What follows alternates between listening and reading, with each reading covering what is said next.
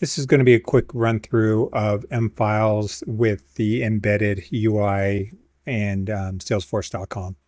So I'm going to jump into Salesforce, and now I have my different opportunities, maybe contacts, accounts to choose from.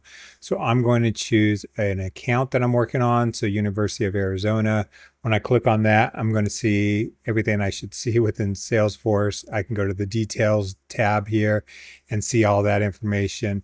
But one thing you may notice here is that we also have an M files tab that I added here to allow me to have direct access to M files documents for this specific account, University of Arizona. So when I click on that tab, I'm going to see documents for this particular account. So it takes me directly to the account within M files, University of Arizona in this case, and allows me to start viewing those documents just as if I'm in M files. So clicking on a document, I'm going to see the metadata card, any information that I need for that. If it's part of a workflow, I can transition this through the workflow. If I want to preview the document, I can open up the preview tab and see that information. I can even enlarge that to full screen if needed right from within this interface. And at this point, if I wanted to change to a different account, it's as simply as just choosing another account. Here's JD Edwards, going to the M Files tab once again. And of course, at this point, I'm now only seeing documents related to JD Edwards as opposed to the Arizona. So it's dynamic. So each time a new account is created within the Salesforce environment, it's automatically going to, in my case, create a new tab for M files and direct me directly to their documents.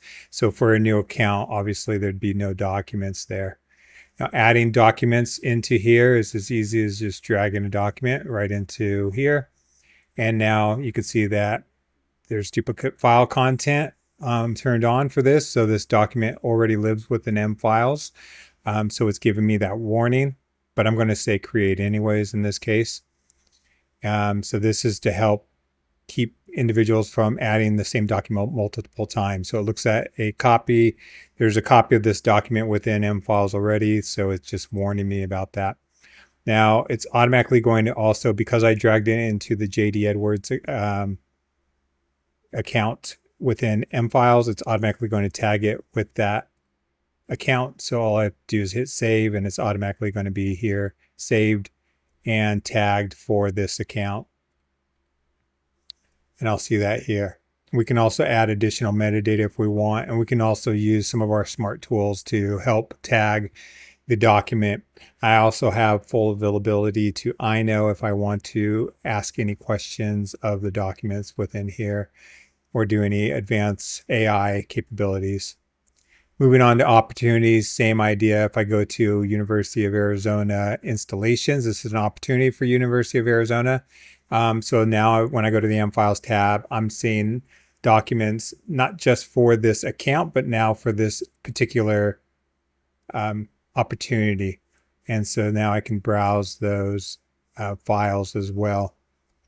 So it's an easy way to add documents, search for documents. So really I have even if I want to create a new document, I can do that right from within here, start creating a new document, and it's going to automatically tag based on where I'm at. It's going to automatically tag it in this case with the account and the opportunity.